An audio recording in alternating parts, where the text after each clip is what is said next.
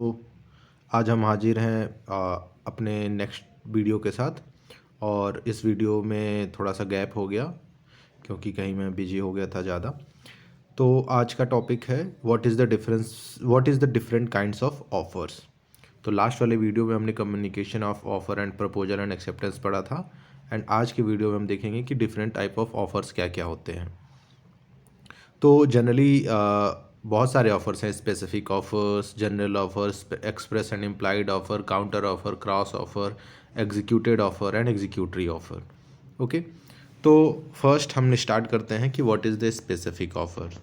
तो specific offers में generally होता क्या है कि जब ऑफ़र जब ए मान लीजिए कि बी को ऑफ़र देता है, या ए है और बी है, ए बी को ऑफ़र देता है और वो जो ऑफ़र है वो स्पेसिफिकली फॉर बी के लिए है, या फिर जो भी ग्रुप ऑफ पर्सन्स हैं उन ग्रुप ऑफ पर्सन्स के लिए स्पेसिफिकली वो ऑफ़र किया गया है और कोई और पार्टी या कोई और पर्सन उस ऑफर्स को एग्जीक्यूट नहीं कर सकता, उसको एक्सेप्ट नहीं कर सकता।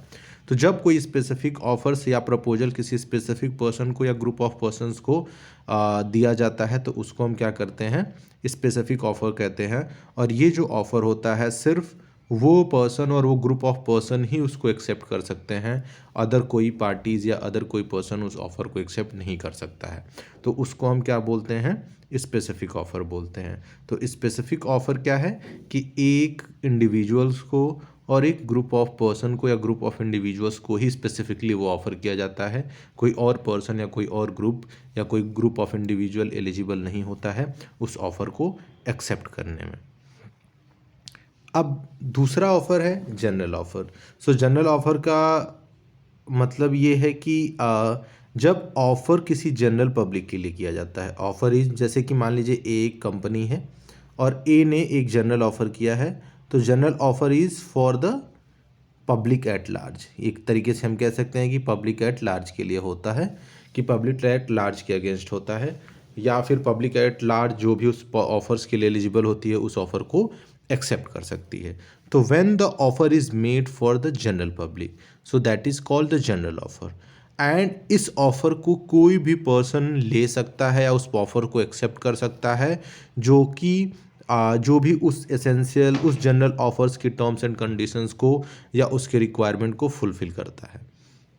So when the offer is accepted, that जब उस ऑफ़र को एक्सेप्ट कर लिया जाता है तो वो जो ऑफ़र एंड ऑफ़र ही होते हैं। जैसे मान लीजिए ए है और वो जनरल पब्लिक के लिए एक ऑफ़र दिया है कि जैसे मान लीजिए ए की कोई कंपनी और ए ने बोला कि अगर उसके कुछ प्रोडक्ट्स को कोई जनरल पब्लिक यूज करती है तो उस जनरल पब्लिक को यूज करने में जो भी एलिजिबल होगा उसको कोई नुकसान होता है या कुछ क्या कहते हैं कि प्रॉब्लम होती है, तो वो क्या कर सकता है कि रिवॉर्ड्स के लिए या कंपनसेशन के लिए एलिजिबल हो जाएगा।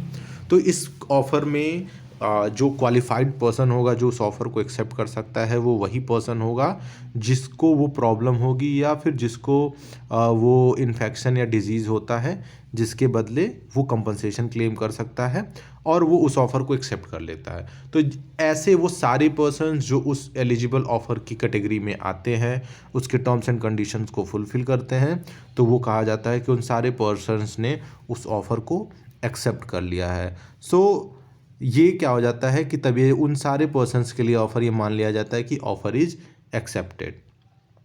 सो जैसे मान लीजिए कि अगर कोई रिवॉर्ड ऑफ़र किया गया है तो उस रिवॉर्ड्स के लिए अगर कोई बहुत सारे पर्सन इक्वली एलिजिबल हो जाते हैं तो वो सारे इक्वली एलिजिबल पर्सन को ये मान लिया जाएगा कि उन्होंने ऑफ़र को एक्सेप्ट किया है और उसने जो भी स्पेसिफिक टास्क था उस ऑफ़र में उसको कंप्लीट किया है, and that after the completion of that task the offer will be treated as accepted. उसके बाद ये माना जाएगा कि ऑफ़र एक्सेप्ट हो गया है। जनरल ऑफ़र में जो केस है इंपॉर्टेंट उसका नाम है Carlill versus carbolic smoke ball, और इसी केस में ये बताया गया था कि जनरल ऑफ़र क्या होता है। ठीक है, अब बात आती है express offer and implied offer. Express offer and implied offer की डेफिनेशन जो है वो इंडियन कॉन्ट्रैक्ट एक्ट के सेक्शन 9 में डिफाइन किया गया है। तो एक्सप्रेस ऑफर वो होता है कि when the offer would be express, it is made, या तो वो रिटर्न में होगा या तो ओरली बोल करके एक्सप्लेन किया जाता है, ऑफर दिया जाता है, और उसका जो एक्सेप्टेंस है वो भी या तो रिटन में होता है या फिर ओरली किया जाए, तो हम उसको क्या बोलते हैं, एक्सप्रेस ऑफर कहते हैं। जैसे कि मान लीजिए ए ने बी को ऑफ़र दिया कि मैं अपना गाड़ी तुमको 50,000 रुपये में बेचना चाहता हूँ, तो अगर उसने ओरल बोल के दिया है तो that is the oral offer, ये भी एक्सप्रेस ऑफ़र में आएगा। या फिर किसी सेल डीड के थ्रू या फिर स्पेसिफिक डॉक्यूमेंट्स के थ्रू रिटन फॉर्म में ऑफ़र किया है तो उसको हम क्या बोलते हैं, उसको भी एक्सप्रेस ऑफ़र कहते हैं। ठीक है, लेकिन यह है कि अगर वह ऑफ़र एक्सप्रेस ऑफ़र में होता है तो उसको कोर्ट ऑफ लॉ में इन्फोर्स कराने में इजी होता है। एक्सप्रेस इन द सेंस कि अगर वो राइटिंग फॉर्म में है, ओरल फॉर्म में है तो उसको सर्कमस्टेंशियल बेसिस पे ये प्रूव करना पड़ता है कि वो ऑफ़र कब बना और उसको कब एक्सेप्ट किया गया है, और उसके क्या क्या आगे फर्दरेंस में क्या एग्जीक्यूट किया गया था और क्या नहीं। लेकिन इम्प्लाइड ऑफ़र वो होता है कि इम्प्लाइड ऑफ़र में इसको हम ये बोलते हैं कि जहाँ पे हम अदरवाइज एक्सप्रेस प्रोविजंस के थ्रू या एक्सप्रेस ऑफ़र दिया जाएगा, जो कि एक्सप्रेस ऑफ़र नहीं है तो हम उसको इम्प्लाइड ऑफ़र कहते हैं। और इम्प्लाइड ऑफ़र बेसिकली कंडक्ट के बेसिस पे होगा कि जहाँ पे कंडक्ट रहेगा उस कंडक्ट के बेसिस पे डिसाइड किया जाता है कि आपने उस ऑफ़र दिया है और अपोजिट पार्टी ने ऑफ़र एक्सेप्ट किया है। जैसे कि डेली लाइफ में से बहुत सारे सरकमस्टेंसेज या सिचुएशन से गुजरते हैं जहाँ पे हमारे कंडक्ट से ही बहुत सारे agreements, offer and acceptance form होते हैं और बहुत सारे हम कॉन्ट्रैक्ट में एंटर करते हैं। जैसे इसका एग्जांपल है कि जब हम पब्लिक ट्रांसपोर्ट में जाते हैं तो पब्लिक ट्रांसपोर्ट में आपको हर बार क्या कहते हैं कि कंडक्टर ऑफ़र नहीं देता है और आप उसको एक्सेप्ट नहीं करते हो। ये इम्प्लाइड है कि जब आप पब्लिक ट्रांसपोर्ट यूज करते हो तो that is you have accepted the offer और आप उसका जो एलिजिबल फेयर है वो उसको पे करोगे, तो इसको हम क्या बोलते हैं, इम्प्लाइड ऑफ़र बोलते हैं। अब बात आती है नेक्स्ट क्रॉस ऑफ़र की। सो द क्रॉस ऑफ़र दो पार्टीज़ के बीच में होता है एंड जहाँ पे एक्चुअली क्रॉस ऑफ़र वो सर्कमस्टेंसेज है जहाँ पे दो पार्टीज़ क्या करती हैं, सिमिलर ऑफ़र एक साथ रिस्पेक्ट कर, एक ही टॉपिक में या एक ही सर्कमस्टेंसेज में दो पार्टीज़ क्या करती हैं, सिमिलर ऑफ़र करती हैं। ठीक है, उसको हम क्या बोलते हैं, क्रॉस करते हैं। तो मतलब ये है कि अगर ए ने बी से बोला, ए और बी हैं और ए ने बोला कि हम अपनी कार 50,000 में बेचना चाहते हैं और बी ने बोला, बी है वो 50,000 में ख़रीदना चाहता है, लेकिन सर्कमस्टेंसेस क्या है कि दोनों एक ही साथ बोलते हैं। ए बोलता है कि हम आपका कार 50,000 में बेचना चाहते हैं, ए बोलता है कि हम अपनी कार 50,000 में बेचना चाहते हैं, बी बोलता है हम आपका कार 50,000 में ख़रीदना चाहते हैं, और ये दोनों साइमल्टेनियसली एक साथ बोलते हैं, तो ये क्या हो जाता है कि ऑफ़र क्रॉस हो जाता है। और जब जो क्रॉस ऑफ़र होता है वो एक वैलिड ऑफ़र नहीं होता है, वहाँ पे दोनों पार्टीज एक दूसरे के ऑफ़र को क्रॉस कर देती है। इसके बदले आपको फिर एक नया काउंटर ऑफ़र करना होता है या एक नया ऑफ़र एग्जिस्टेंस में आता है। एग्जाम्पल कि अगर offer made by A to sell a B a certain terms of an offer to buy from A, एक सर्टेन टर्म्स के साथ B by B A to sell B on a certain terms and an offer by B to buy from A on the same terms unaware of the A's proposal at the same time at that time is the example of offer। मतलब ये कि आप A और B एक दूसरे को offer दे रहे हैं और वही सेम टाइम पे जो A ने B को ऑफ़र दिया है वही B भी A को ऑफ़र दे देता है, तो ये दोनों ऑफ़र क्या हो जाते हैं, क्रॉस हो जाते हैं। इस वजह से ये ऑफ़र क्या हो जाता है कि ख़त्म हो जाता है। अब इसके बदले आपको एक नया ऑफ़र करना होता है। ठीक है, इसको हम क्या बोलते हैं कि क्रॉस ऑफ़र बोलते हैं। अब बात आती है काउंटर ऑफ़र की। So the counter offer means कि आप डेली लाइफ में देखे होगे कि आप मार्केट में जाते हो, बहुत सारी सब्जियां खरीदते हो, आप उसके बार्गेनिंग करते हो, तो एक तरीके से हम कह सकते हैं कि जो काउंटर ऑफ़र है, आप जब उसकी ओरिजिनल ऑफ़र को काउंटर कर देते हो तो उसको काउंटर ऑफ़र किया जाता है। So on the other hand the counter offer is there is a rejection of the original offer.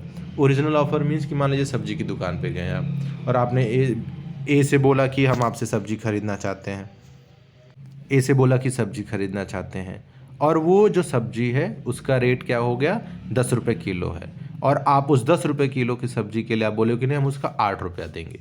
तो जो 10 रुपया था that was the original offer और आपने उसके बदले में नया ऑफ़र काउंटर कर दिया कि दैट इज़ द, हम 8 रुपये में ख़रीदना चाहते हैं, तो हम इसको क्या बोलते हैं कि काउंटर ऑफ़र बोलते हैं। और जब काउंटर ऑफ़र होता है तो ओरिजिनल ऑफ़र क्या हो जाता है, ख़त्म हो जाता है और counter offer is become a new offer, ठीक है। तो इसको हम क्या बोलते हैं, काउंटर ऑफर बोलते हैं। अब बात आती है standing, open and continuous offer की। इस ऑफर की सबसे बड़ी बात यह है कि ये कॉन्टिन्यूसली चलता रहता है, मतलब एक ऐसा कॉन्ट्रैक्ट होता है या ये ऐसा एग्रीमेंट होता है या ये वी कैन से कि एक ऐसा प्रॉमिस होता है कि जो कि एक कॉन्टिन्यूस फॉर्म में रहता है और वो एक सर्टेन टाइम पीरियड के गैप पे क्या होता है, उसका एग्जीक्यूशन होता रहता है। तो an offer which is allowed to remain open for acceptance over a period of time, मतलब ये ऐसा ऑफर है जो कि एक पीरियड ऑफ टाइम के लिए क्या रहता है, ओपन होता है, मतलब उसको हम उस पीरियड ऑफ टाइम पे ही एग्जीक्यूट कर सकते हैं। तो this is known as a continuous offer and open offer. And when an company require a large quantity of a product, जैसे मान लीजिए कि कंपनी है कि लार्ज क्वांटिटी में उनके प्रोडक्ट चाहिए और वो टाइम पे, तो जब भी वो कोई एक तो क्या करते हैं कि कंपनी एक टेंडर निकाल देती है और उस टेंडर के बेसिस पे उस प्रोडक्ट का सप्लाई जो भी उसका पर्टिकुलर टाइम पीरियड है उस टाइम पे लेती रहती है। तो इसका मतलब ये है कि वो जो टेंडर है वो पूरे टाइम पीरियड में जब तक उस कंपनी को उस प्रोडक्ट का सप्लाई चाहिए तब तक वो ओपन रहता है, और इसी को हम क्या बोलते हैं, standing offer, open offer and continuous offer बोलते हैं। यहाँ पे एक ऑफर, दो ऑफर और हैं जो यहाँ पे स्पेसिफिकली मेंशन नहीं है। एक होता है एग्जीक्यूटेड ऑफर। तो एग्जीक्यूटेड मतलब इसी का एक पार्ट है कि जब आप ऑफर करते हो, ए बी को ऑफर किया, मान लीजिए ए ने बी को ऑफर किया और बी ए, और वो ऑफर एक प्रॉमिस में कन्वर्ट हुआ, बी ने एक्सेप्ट किया और उस एग्रीमेंट को तुरंत परफॉर्म कर दिया गया, तो उसको एग्जीक्यूटेड ऑफर कहते हैं। वो फ्यूचर में ट्रांसफ़र नहीं हुआ। और एग्जीक्यूटरी क्या होता है कि फ्यूचर में ट्रांसफ़र होता है, जैसे कि सेल्स ऑफ गुड्स के अंडर में जो सेक्शन 4 है, सेक्शन 4 में ये डिफाइन किया गया है कि what is the agreement to sell. तो एग्रीमेंट टू सेल में क्या है कि that is the type of executory offer, okay. And वो क्या होता है कि नियर फ्यूचर में परफॉर्म करने की बात होती है। तो जो एग्जीक्यूटेड होता है वो तुरंत स्पॉन्टेनियसली परफॉर्म हो जाता है, एंड एग्जीक्यूटरी क्या होता है, फ्यूचर में परफॉर्म होता है, ठीक है। तो इसी को हम क्या बोलते हैं, एग्जीक्यूटेड एंड एग्जीक्यूटरी ऑफर बोलते हैं। और ये क्या हो गया, आपका डिफरेंट काइंड्स ऑफ ऑफर हो गया। नेक्स्ट वीडियो में हम आपसे मिलेंगे एक नए टॉपिक के साथ, that is the revocation of offer and proposal, offer and acceptance. आज के लिए इतना ही, धन्यवाद।